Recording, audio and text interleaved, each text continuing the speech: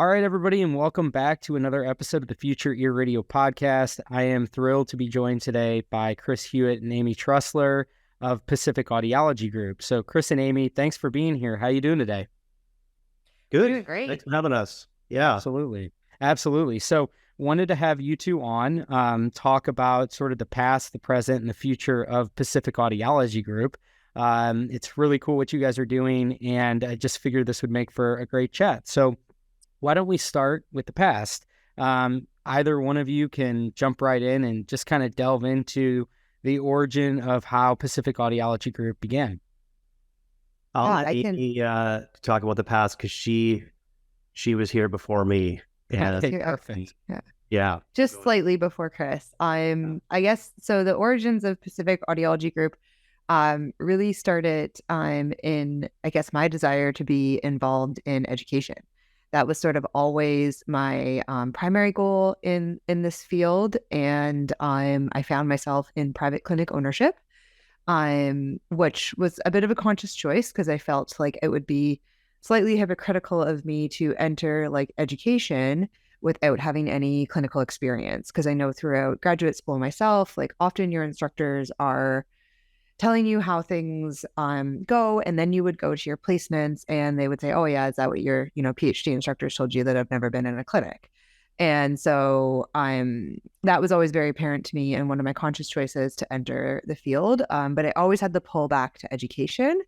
And so I sold my practice in, I think it was 2019, with the goal of entering education within this field. And that was really those conversations with people that I trusted was how this all came about. And it was actually a big phone conversation with Dan Passaretti, who was one of my sales reps and had recently retired. And he was sort of a mentor to me. And we had a long chat on the phone about where I should go. And he felt strongly that, and so did I, that there was like a big gaping hole in sort of quality education that was really accessible and not sort of in the university. And so we talked about what areas of audiology and hearing care were needing education. And we just started with cerumen management. And we just said, let's design a cerumen management course, something amazing and that's accessible, and just see where this goes. And really that conversation really just started this rolling ball downhill of what's become Pacific Audiology. It's just been building and evolving. And somewhere along the line, Kris got involved, so I can let him speak to that. And we've become what we are now. Yeah. So Amy sold her practice in 2019. Amy's an Au.D, by the way. I'm a hearing instrument specialist. I had a private practice. Also sold it at the end of 2019, right? And as Amy and Dan were starting this cerumen management training. And so we started chatting about partnering up and how to grow this and get it online and add more course content. So I left my position and we started working at this really full time in early 2021 and rebranded as Pacific Audiology Group. Something we recently got some feedback on that you should change your name again because it's not entirely clear that it's a training organization. It sounds like a group of hearing clinics. So we spent all this time and effort on the brand, and people love the brand of the website. And who knows, we might have to rebrand at some point. But yeah, we've just been going full speed with online video-based continuing ed that isn't so much, sort of product focused or information dumps. So we're trying to meet the needs of hearing care providers. It was initially a lot here in Canada. We have some good traction in Australia and now in the US as well, with that course being AAA and IHS approved. Awesome. So, well, thanks for being here today. I'm excited to dive into all this. So going back to what you said, Amy, kind of like I identified there being this big hole in the market around education. Can you speak more to that? What exactly was in your eyes lacking? When did this crystallize in your mind that you wanted to move out of private practice audiology? You'd sold your clinic, and it sounds like this was sort of premeditated, that you already had identified kind of what your next step was going to be. Can you walk us through what that period was like in terms of what was going through your head and what felt like the opportunity to you? Yeah, that was a really interesting period of my life. I always envisioned myself ending up working like at a university, you know, in an AUD program, teaching and doing research. It had been a really hard decision for me to turn down a PhD offer after my master's. And again, I felt strongly that I needed clinical experience. And so I followed that, which brought me through, you know, clinic ownership. And within that, I realized that like it's really easy to find amazing education when you're like immersed within an institution. You know, like I did my grad school in Australia, and you're living there and you're learning and living and breathing audiology. And then you get into the clinic. And for me, I was in a rural and remote town, and I was like quite isolated, and accessing you know, specific information was sort of challenging, and accessing especially like specialized area of practice like cerebral management or tinnitus or vestibular, I found it hard to like access that within where I was. And yet it's also extremely challenging to take a long period of time away from a clinic, especially if you own it.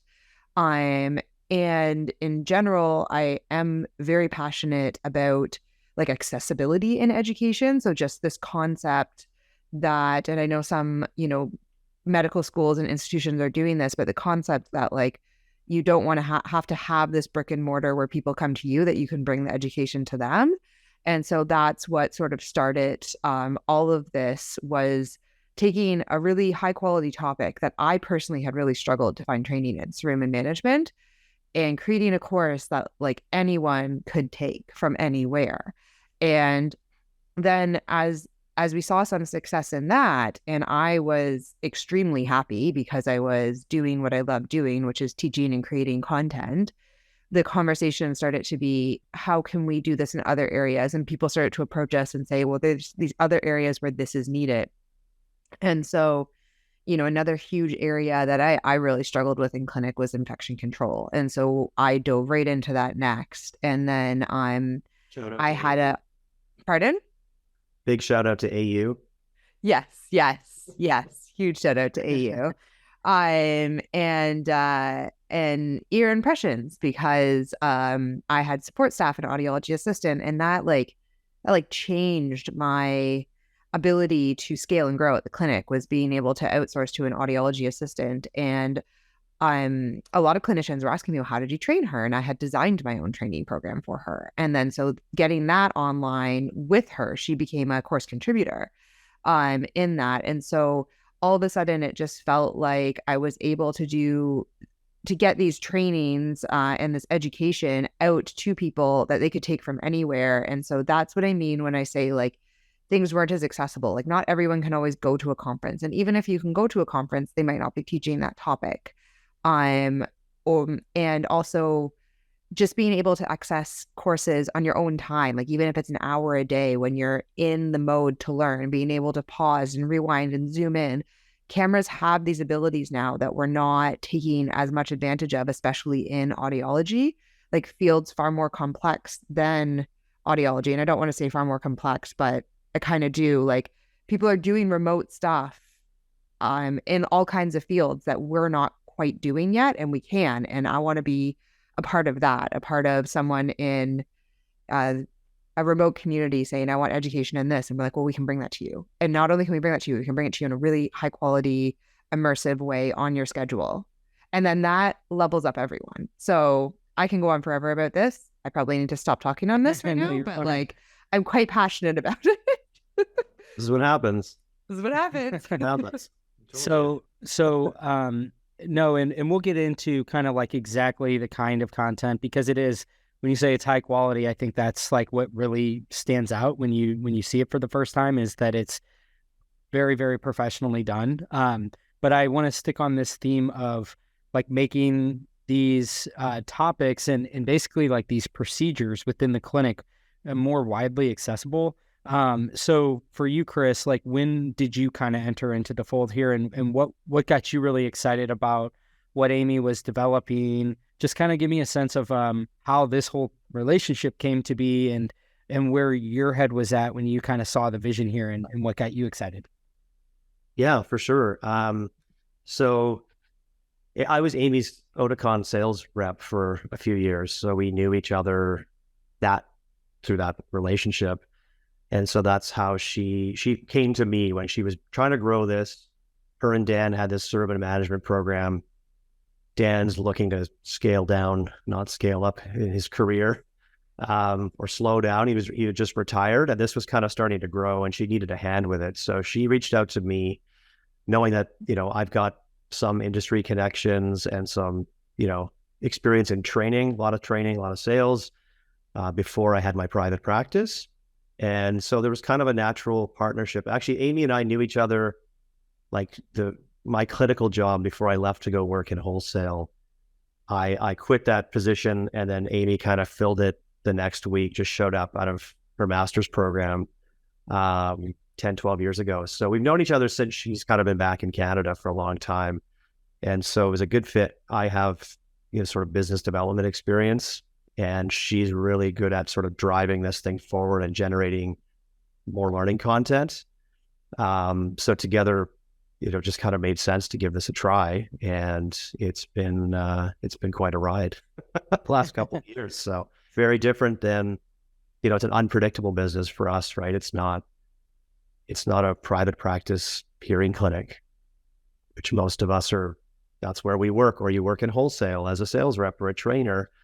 It's something new and it's something different. I had listened to your episode with Nicole and Joe from Audiology Academy, and it's so funny that story sounded so familiar, except they're husband and wife. But starting with one topic, like how to get front office staff better trained, and then kind of going from there. So yeah, it's working really well, and we have a good sort of synergy in terms of like what I'm doing and what she's doing.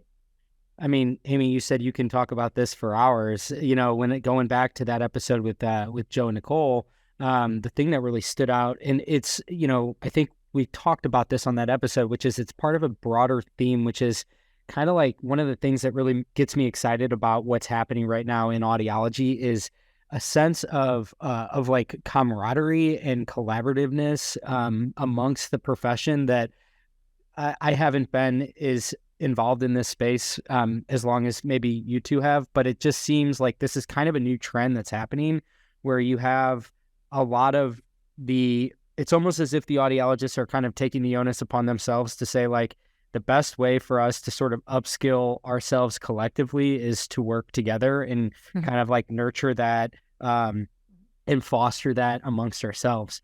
So, Kris, like I was thinking of the same thing, and I'm just curious to kind of get your sense, like when you started to produce the content, you started to develop your training courses, like what were those first few experiences like where you felt as if this was paying off and that like people were seeing the value in this? I'm sure that was probably pretty gratifying and validating of like, we're onto something here. Yeah. I mean, when we've set up, like we have a website and an online store and a learning management software. So for a long time, it was just because Amy's become the IT group. So we DIY and this whole thing. And so to actually have it come together and have someone go and, add a course to their cart and purchase it, and then you can get notified on your watch through Shopify. So the first time that started to sort of gel and come together, it's a very good feeling. And we still do some of like the in-person stuff as well and seminar training, but to see the online thing actually start to take shape and what's coming next with that is, I guess, it happened with the sermon management program. It happened pretty early. Once I came on, we put the website together, the new brand, the store. You already had the learning management thing going. So it all happened. It was recorded slideshow for a lot of it at first. And that was a huge shift for us, is when we were able to take it to all really high quality. Like the premium courses are all basically 4K video with like incredible zoom in. They're filmed on like the same camera that the Hobbit's filmed on. Like it's simple. It's great. And then our new product, which we'll talk about, is still extremely high quality video filming. And I think for me, it's like every time that someone's like impressed with it, like I'm still like, I don't know, like I'm a little bit shocked, and not in a way that they shouldn't be impressed with it. They should. I've worked really hard, but just in this way that like I've been pushing forward so hard, and then someone comes in and is like, it's amazing what you guys are doing. I love the brand. I love the interface. It has value. And I'm like, oh my gosh, like, really? It's working? Yeah. Just so genuinely like excited at it. And to speak to that, collaborativeness, like I've always felt when I entered this field, that there's so many people with hearing loss. Like we're tapping a very tiny portion of the market as a field, and it can be a very competitive field, right? And I think that there is more than enough business to go around to all of us. And what I am really interested in being a part of is a leveling up of all professionals. And I'm not just talking about AUDs and audiologists here. Like I'm also talking about all hearing care professionals, like hearing instrument practitioners, or is that, am I saying the right thing for hearing instrument specialists? Sure.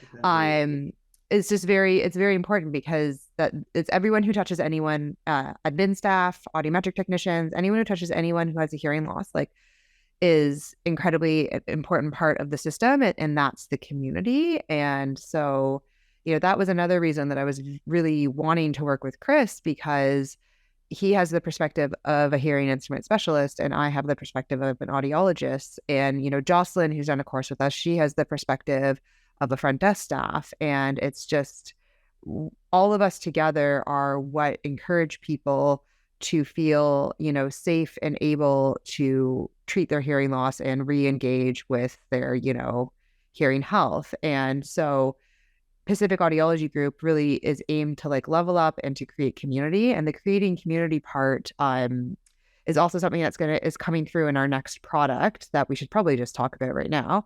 And there's a community aspect to that product that's a private community where people can get industry updates and can chat and can help each other out. And the idea is if we all level up, then everyone's going to be, more successful and also like more happy. Like it feels good to feel like you're a part of something, and we're all becoming more successful together. Totally. I mean, so like, I'm curious, why did you start with cerumen removal? What was the rationale? Dan. That was all that conversation with Dan. It was, just this really honest conversation. I still so remember it. Like upstairs in my living room on the phone with him, like I've sold my practice. I want to get back into education. Do I put in an application to a university? What do I do? Like, and then just chatting about what I really wanted to do, which was work with professionals in a way that sort of helped them to level up. And he just said, Amy, in all my years as a sales rep, everyone asked me about cerumen management. Like, just start there, just design a course and see what happens. Like, start tomorrow morning. And so we spent that whole summer, Dan and I, every morning on Zoom designing this course. And it took us this is the quickest course we designed because we had all day, every day. And we designed this cerumen management program, and I really believe it's the most comprehensive one in the world. We just went down every rabbit hole, and got it out there, and that's so that's how it started. And I think I'll just add that where we live and practice, we're in that Vancouver area. It's there hasn't been any. It's difficult to get. You need a certification here to practice cerumen management, even as an AUD. You need to be supervised. Like it's quite a challenge. And so there's a huge need to be offering that service, and physicians are no longer really wanting to do it as much or able to bill for it. And so it all kind of fell in the laps of hearing care professionals, but they weren't able to do it because of certification issues. So that was, I think, part of why Dan's hearing about it so much, just like we still are. So it's different than in the US where you should have some training and you generally don't get it in a lot of programs. I know the AUD programs now, a lot of them are offering it. Yeah. But here it was like this advanced certification that you require that you do not need in a lot of places. Yeah. Well, the other thing too with it that like take cerumen removal, for example, is that it's highly variable based upon like the method that you will probably default to as a provider is highly variable based upon what you were trained upon. And so, if there's kind of like more or less three methods, mechanical, suction, and irrigation, your preference is largely, and I mean, this is obviously kind of consistent with a lot of things in audiology, which is like what you were trained on, what you were exposed to. So I think it's neat, like, because even if you feel comfortable with, that one method that you maybe have gotten, and not trying to generalize, I'm sure there's some audiologists out there that know how to perform cerumen removal in a variety of different ways. But the point is that I think that like it speaks to part of the opportunity, which is that, there's education opportunities for people that already have an existing knowledge of this, because there's all of the nuance that goes along with the different methodology and the different procedures and all that. So I think it's like, it makes a lot of sense to me that you can cater this both to somebody that is maybe, kind of a rookie, like brand new to it, as well as folks that maybe are only familiar with one style of that particular thing. Totally. That's, we really sort of preach this, that you should be very comfortable with at least two methods, and hopefully all three, but also up to date with all the tech, right? Like if you're just using a stainless steel syringe on everyone, that's really not good enough. And regarding the three different methods, it's so funny that we hear, the bias, and I guess just, this might be dramatic, but like indoctrination, whatever happens culturally in an area, because we're selling this all over the world now, we teach on everything. And we have people in the US saying, this is a great course. I wish you'd spend more time with irrigation demos. Right. And then the next day, someone emails from Australia saying, why are you still teaching irrigation? It's from the Stone Ages. Who's even doing that anymore? And so it's like, it just depends where you are, who you are, and where you're working. It's everyone has some pretty strong opinions about it, and they're all right. Yeah. So it's very interesting having a global perspective, like seeing the different areas just in terms of, who can perform it, and in different countries, like some countries, like only an ENT can perform cerumen removal, and in other places, it's in the scope of practice of like anyone, physiotherapists or something. Yeah, totally different types of equipment. Like, in the UK, microsuction's huge, which, a lot of the types of microsuction devices, they're not even FDA certified, and so they're not available in the US. So it's very, very variable. And but I think that, like, one of the things that I find to be very interesting about what you all are doing is that you're taking these topics and catering them to large and very disparate audiences. So it's kind of one of those where it's diversified enough to appeal to a large audience, but also I think it caters to them universally, if that makes sense. Like you've kind of, straddled the fence, if you will. Totally. Yeah, we try to just teach on everything. Like our sort of our litmus test is like educate. And that's a neat thing about, teaching professionals at this level is you provide all of the information, and, and then it allows them to choose. And you just provide as much evidence-based as you can, all the different products, benefits, limitations. But we have the freedom where we're not pushing anything. Like these premium courses that we have, they're completely independent, and they're a la carte. Purchased a la carte. So they're designed to be comprehensive. And we don't, like we've had people ask us, oh, well, can you take out this module? And we're like, no, if it's a part of cerumen management, or it's a part of infection control, or any other courses we're developing, it's in the course. These are comprehensive programs.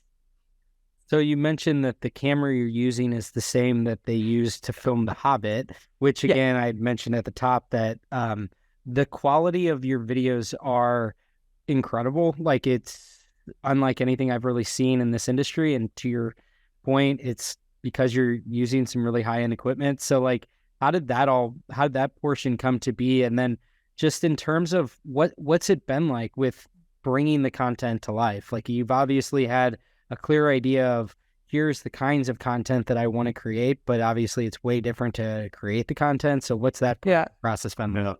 Oh, wild ride. Amy, I'll let Amy speak to the video. I just had, yeah. The whole thing's been a very wild ride. Like, we had a vision, and this is where I'm so grateful that Kris is my business partner, because we're able to put so much energy into trying things and just continuing to try it until we figure out it's working, or we figure out how it works, and how much effort that takes is a lot. So we're really fortunate. In my personal life, my husband is a cinematographer.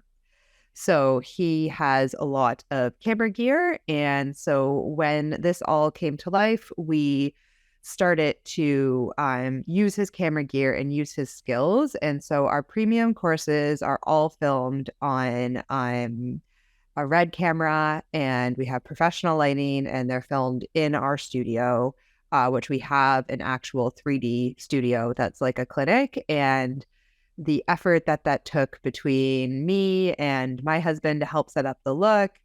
Kris Swift's an interior designer and helped us a bit with the look of it. And now it's all very straightforward. We set up our premium course, we go into the studio, we set up the lights, and we set up everything, and we film it. But to get there was really, I would say, a year of constant fidgeting, figuring out. And I don't know how many times, my husband's name is Jay, I don't know how many times he would be up so late trying to just mess with the different lighting and the bounces. And we have some behind the scenes, so you can see all of that. And now Pacific Audiology, we actually own our own camera gear now. So we have a few different film kits. So it really depends on what course we're doing, because we've hinted at this, but we're launching a micro course platform, which is our new product that we're really excited about, that I'll let Kris talk about a bit more in a second.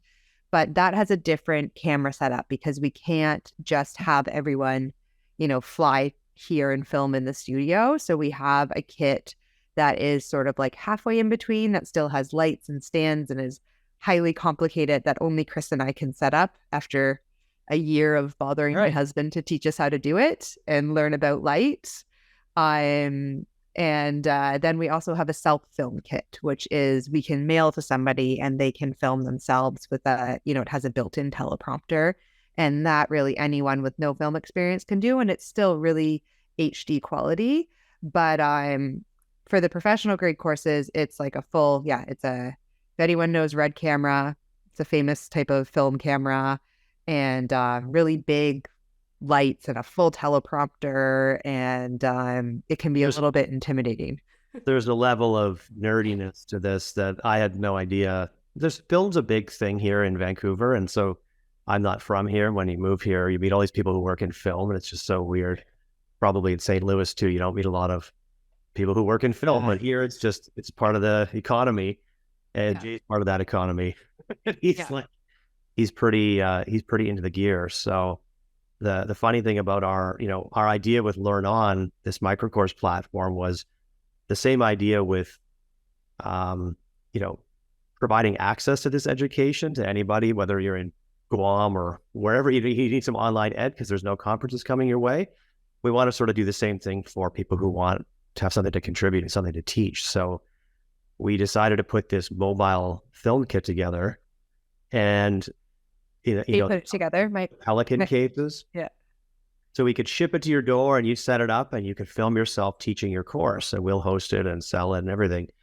And by the time we were done with it, because Jay got involved, it was like the size of a coffin. It's like 150 pounds and stands, and we can barely set it up. And we're like, well, this isn't going to work for most people. So we've created this little compact sort of self-film iPad shotgun mic lighting kit that you can set up. So we've got one we can mail out now, and we've got one that Amy and I can travel with, and then we've got the big fancy stuff that's at her place. Yes, the coffin size one that Jay helped us build out. Now Kris and I have learned how to set it up, so we actually now know how to set it up. But we were going to build a course on how to set it up, which was funny. Yeah. Jay always does this thing, like once you're sitting there and you're ready to film, with his hand, and he's like looking at it and being like, oh, the light is in it. He's like moving his hand back and forth to test the light. And Kris and I are both looking at him half crooked, being like, what is the difference here? And it always looks great. But it's, the thing is like, to take somebody and key them out of a green screen, you have to have your lighting set up properly. So yeah, we're learning all this stuff. But this is a good segue. Should I explain what Learn On is? Yeah. Yeah, I started to, but then went into the coffin camera. But I'll let you take it from here. Yeah. Okay, so I mean, we have these premium courses that we've talked about, the Hobbit camera courses, that we're really excited about, and those are going to continue to develop and be a la carte. And then there's this continuing education need that healthcare professionals have to keep up to date every year with CEUs and what's relevant, and to kind of know what's out there. And we really wanted to address this need, but in a unique way. And so we're using micro courses, which is like, you call it the quick and dirty on a topic, like right to the point. So the max course length in our micro course platform is 30 minutes. And so it's a micro course membership. It's free to the end user, and it's region specific. So we've launched the Canadian one in beta. America and Australia will be coming next. And the region specific component of it is another area where we see like a bit of a hole in the field. I mean, there is a lot of content for the States already out there, but especially in Canada and Australia, there's not as much region specific content. And in the States, there can be a lot more. And that's what we want to hone in on, especially things like labor mobility. We get a lot of questions on legislation, registration, billing, associations. Yeah. So that's the whole idea. And so you log into this membership, and in the back end, you see all these micro courses, and you take them, and it's, very to the point, instead of these long drawn out hour-long slideshows. So a lot of them are going to be 15 minutes, just sort of a quick course. You still have a quiz, you get your CEUs, but you could take one at lunch. And then the ones that apply to all regions will be available on every platform. And the ones on, billing in Saskatchewan will only be in the Canadian version. Yeah. So let me make sure I understand the portion where you said that you're actually mailing out your camera equipment, and you're kind of like crowdsourcing the modules, right? Walk me through that. How is this going to work?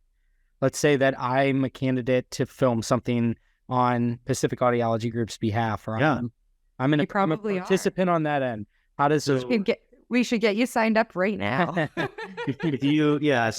podcasting. Dave wants to do a podcasting course. We're actually going to build one on, because one of the holes we see is clinics aren't doing enough with good video. Like most clinics, a lot are, but most aren't doing anything with good video content to market themselves, for educational stuff for their clients. And so we're going to build a course on really how easy that can be. Yeah. The kit. But let's say you want to do it on podcasting, and we say this is a good idea. We're getting some questions on it. There's a bit of a need. We would have you script something. So let's say it's a 15-minute micro course. It's the equivalent of writing like a really long blog, like a 2,000 word blog. Yeah. And you would script your course, because with all the knowledge that's in your head, you'd say, here's how I do a podcast, bing, bang, boom, 2,000 words. We'd send you the kit, which of course you don't need because you're already doing recording, but we would send it to you anyway with instructions on how to set it up. You send a couple of test shots, and you record it on an iPad where it captures all the video. It syncs right away to our cloud, and we could then put in the intro, the graphics, do the editing, do the sound, and get it online pretty quickly. Yeah. So it's like an iPad, a mic, a light, and some instructions for the self-film kit, right? And so... Yeah. And so how many of the modules do you envision being sourced this way? We hope like most of them, because I don't know, I don't know everything. I can't write all these courses. Yeah. Well, so this is like actually really fascinating, and I think it's a brilliant idea. Like I had no idea that that's what this was. And for me, like, this resonates a lot because one of the things I noticed, not to make this about myself, but I'll just use a personal anecdote to illustrate this, because I think it's kind of an interesting like macro theme, which is, so this is Future Year. This is the podcast I started, but then I also have the show This Week in Hearing, and I kind of co-created it. And the large part of the idea was that there are a lot of people out there that might not really be, for whatever reason, like have the bandwidth or be well suited to have their own full-blown podcast, but they would totally be a candidate for like 1, 2, 3 episodes, something like that. So it was kind of trying to build a platform and do all the heavy lifting that is very much sort of like a detractor for doing this. So yes, the pre-publishing, the post-publishing, like all of the heavy lifting, just all you need to do is shoot it and basically impart your knowledge, more or less, because that platform layer it's a really big detractor in the podcasting space. It seems really daunting. And I think that there's a lot of people that aren't participating that could be eligible if you just make it more palatable, or you give them a platform to kind of partake in this. So it's super interesting, in my opinion, to hear that you're kind of doing the same thing, where you're saying you would be a great candidate to contribute, but you don't have the equipment, you don't have the wherewithal to design it to be of the caliber of the Pacific Audiology Group. So what we'll do is we'll enable you to do that. And I think that's going to like bring a lot of people that are on the sidelines into the fold, that, again, I think is part of a bigger trend that's really exciting. Yeah, they have amazing sort of, things to say. we're democratizing it a little bit, right? So because we could send this kit out. There's people all over the globe with lots of interesting ideas and things to teach, and no one's ever going to hear from them, or maybe someone locally does. And so we're hoping to bring all of that online. Will pay us sort of stipends, because we're giving this stuff away to really increase access. And then we may look at, having an oak tree commercial, or you'd have some advertising on there, but we don't want to charge people on the other end for this.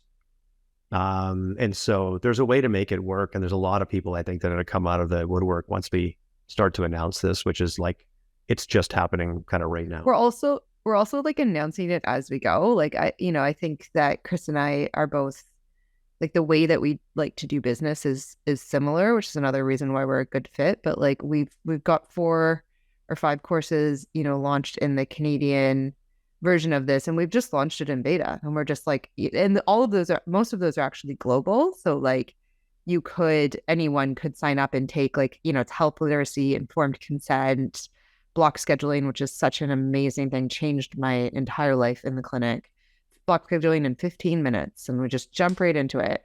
But we've put it out there because we want feedback. Like, we have this vision of what we want to create, and we're okay talking to people about it and being honest. Like, we're figuring out the revenue model for it still. We really do not want, we envision this being free to the end user, and that's how we want to make it work. If we have to charge have a premium version, or something like that that's paid, then of course we have to. But our goal is to create this wonderful microcourse community where all of these people can contribute, and, products that you often don't think of, like little unique products that you can say, oh, we'll send you a film kit, talk about it, like tell people about it. We want hearing care professionals to log in and go, I didn't know what that was. I really want to learn on that topic. I really want to hear about that. And they're not just hearing. There's nothing wrong with hearing from the big manufacturers. You need to hear from them. They're a big part of your job. We just don't want you to exclusively hear from them. We want you to hear about whatever it is that you want to hear about, but see all your options.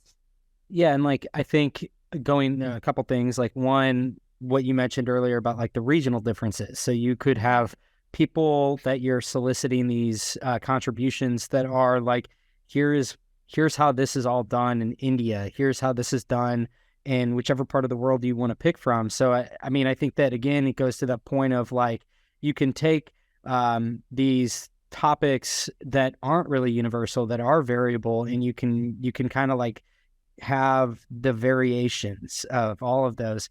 And the other thing is, like, I just think this is, I'm going to put the hat on of somebody that is like a contributor and is doing a lot of personal branding, this is kind of, I think, part and parcel with the way in which that's all moving, which is, of course, the sort of the old school way was like you develop your identity and then you go on the speaking circuit and you're speaking live at events. That was kind of the trajectory of what that career and personal development looked like. And now a lot of it's done online.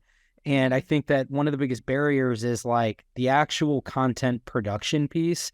And so I think that this whole idea of sending them the equipment and giving them a really clear outline of like, here's how you use it all. We're actually going to like preload the script so that it's on the teleprompter. So you just have to read it and make it super easy for them, again, to like take that knowledge and then produce something with it.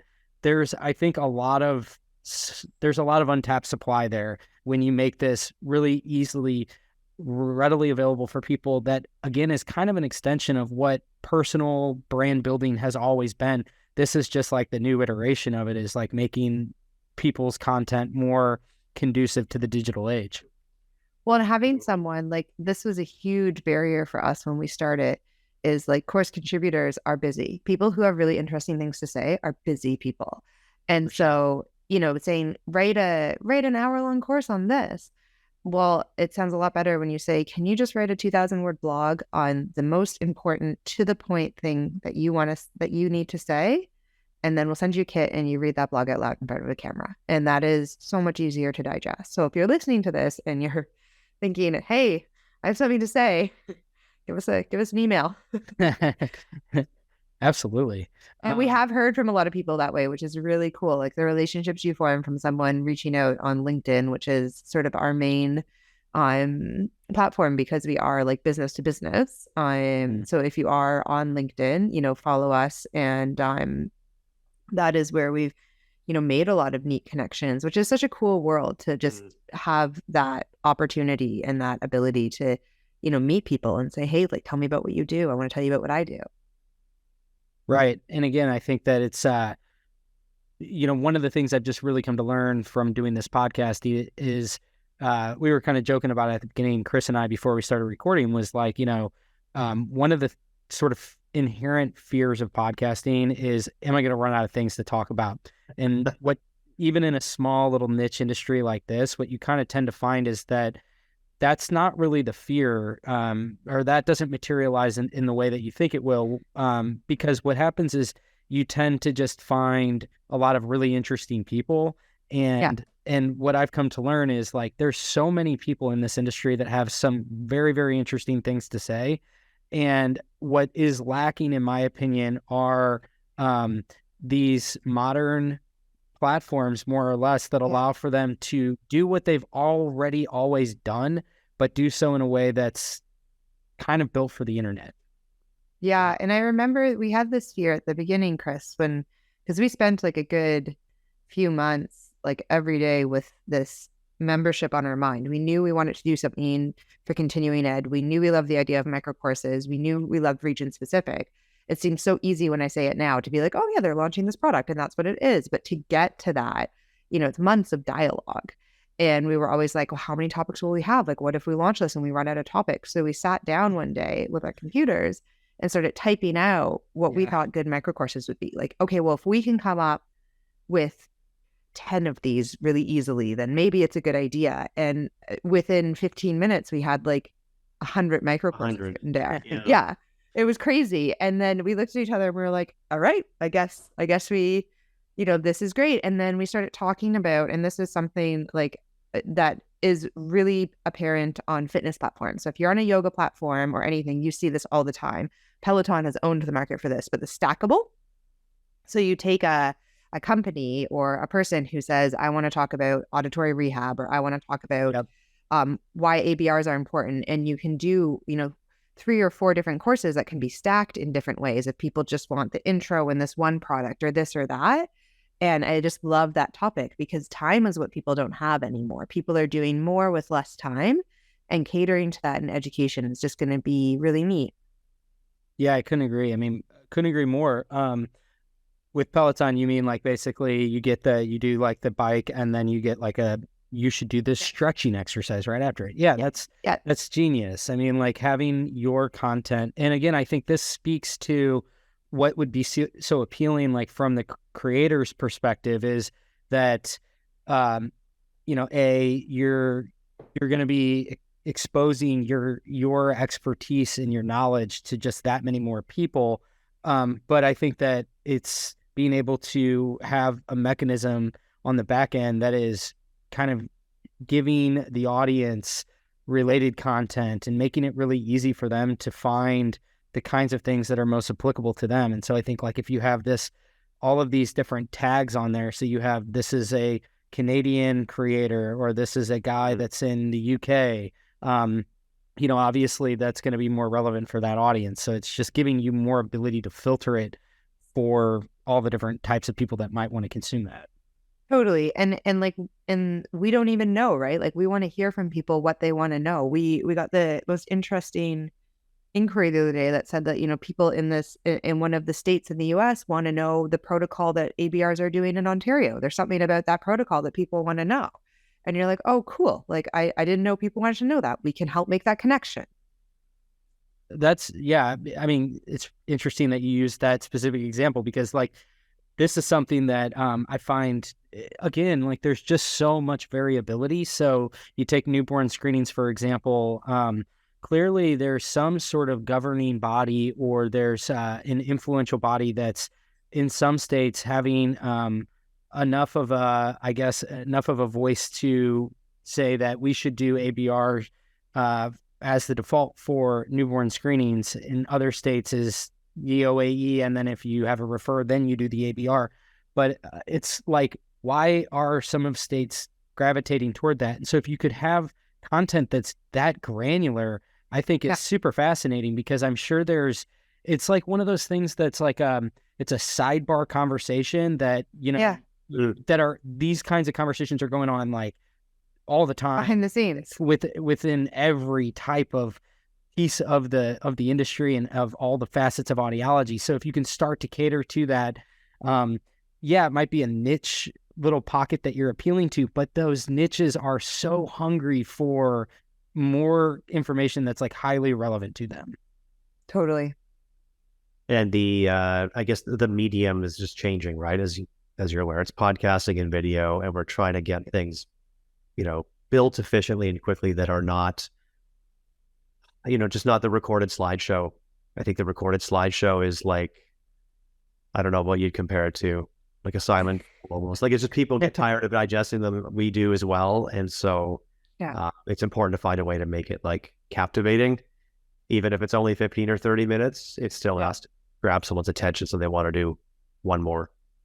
And again, not to be totally redundant, but if I'm a creator, the challenge isn't I have something really interesting and I can create, some sort of content for that. It's how do I create something that's of the caliber that you all are doing? And that's the democratization piece that I think people would find really interesting, because let's face it, audiologists are way too busy to learn how to produce content that's that high quality. So like that's kind of the gap in the market, is that the production side of it, I think, is where people would really appreciate having a really high-end set of equipment sent to them with detailed instructions of how do you turn this whole thing and bring it to life.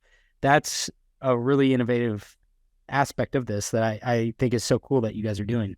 And when they press stop, it just goes through the cloud. Really? Outer space comes to me, and I can drag it in and I can say, it looks great. Or awesome. It's the technology blows me away. It's just wild. It's been quite a journey just learning so much about tech to do what we do. It's pretty fun.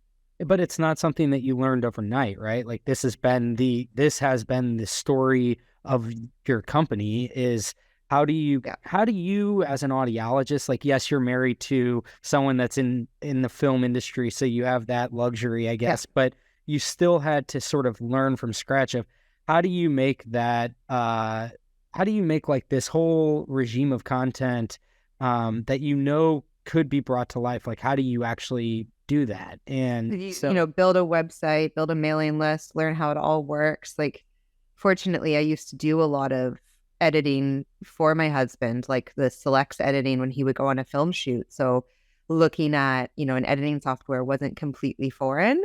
But there's a lot of skill sets I use to bring this audiology message forward that took, years to foster, and a lot of YouTube videos, a lot of, so it's Kris got and I don't know if he'll cut this part out of the podcast or not, but Kris got somebody had said to him who was looking for a career change, just said, yeah, maybe we'll do like what you guys were thinking in a different field, but like we're thinking of doing online education, the video thing, it seems fun. We can pop up a website, we can sell courses. And Kris was saying that like a friend of a friend was doing this, and his friend was telling him, and he goes, okay, give me 30 minutes. I'll call him and try to talk him out of it. Like he has no idea how hard it is. Right. Yeah. I could talk about it in 30 minutes. Photographer has like 2 years to learn like 4 new careers. But we love it. Like we're not going anywhere. I absolutely, this is an unexpected place to land from thinking that I want it to work in a university, and a very great place to land. And it's, I think it's just the beginning for us.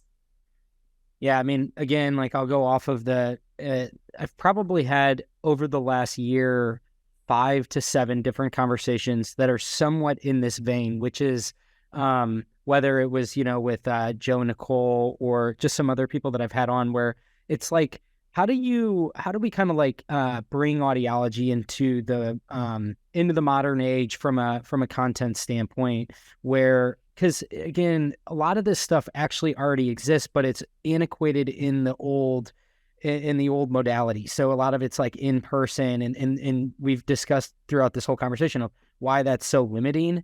And I just think that this is part of a larger trend that's the audiologist, I think, is really being empowered in a way through easier to use tools, more accessible technology, social media, whatever it might be, where the one audiologist can have such a larger outsized impact now than I think ever before.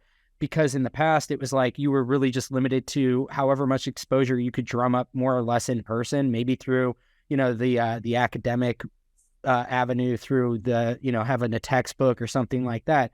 But I think that this is so exciting, is that you're just seeing what is already a really small workforce of professionals. I just think that, like, in order for audiology to be relevant into the future, it's going to have to really lean into more of these kinds of things, where one person, like if you in the past were just teaching at one university, you could have made a really positive impact with all of those students, but that's probably about where it would end. And now it's like you can create a whole platform where you bring these creators into the fold. You're producing really high quality content. That's different than anything we've ever really had everywhere, but like obviously applicable to this industry. Yeah, that's the dream. Yeah, that's the dream. It's funny how there's sort of there's a likeness between what we're doing, and I didn't realize it till we sort of chatted before recording, and then with this Learn On thing, it's our goal with that is to eventually try and produce and post-produce one episode per week. Of course, it's a course. But like it's very, it's funny. It's kind of similar. Because again, there's so much conversation, there's so much change happening. And I think that what's probably pretty frustrating is people having the sense of like, I feel like we're just so siloed. I wish that we could broaden the conversation. So that's definitely happening, I would imagine. So as we kind of come to the close here, this has been a fascinating conversation. I want to just kind of get a sense of like, how do people... how can they engage with you two if they want to pursue the Learn On stuff, or if they're just interested in Pacific Audiology's like bread and butter, premium content, all that? Like where would you recommend people start and go about learning more about? Yeah, I guess the website has everything there. PacificAudiologyGroup.com.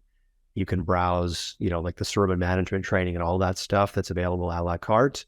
You could also now sign up for, let's Learn On Canada today, because we're still building out the other one. So it's all on the website.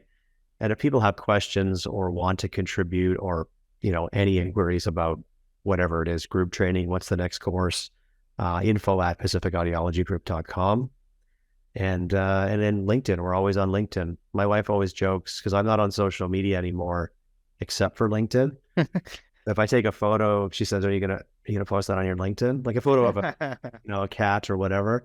And I'm a prolific LinkedIner. So you can find Kris, LinkedIn is our social, we do have a Facebook page, but LinkedIn is where we really have our social presence. Yeah. I know LinkedIn sort of gets disparaged a little bit, but from a B2B standpoint, you can't beat it, and it's a great way, I think, for the industry to communicate. So I'm a big LinkedIn fan as well. I think it's a great place for everybody to kind of connect, and it's great to publish content as well. So Amy, Kris, thank you so much for coming on today. Definitely going to be interested to stay in touch and hear more about the evolution of Pacific Audiology Group, whether you rebrand it or not, with Learn On. But just can't thank you two enough for coming on today and sharing about the business you've built and where you're taking it. Thanks, Dave. Thanks so much. Likewise, we're big fans of you and the show. Awesome. Yeah. Thanks, guys. And thanks for everybody who tuned in here to the end. We will chat with you next time. Cheers.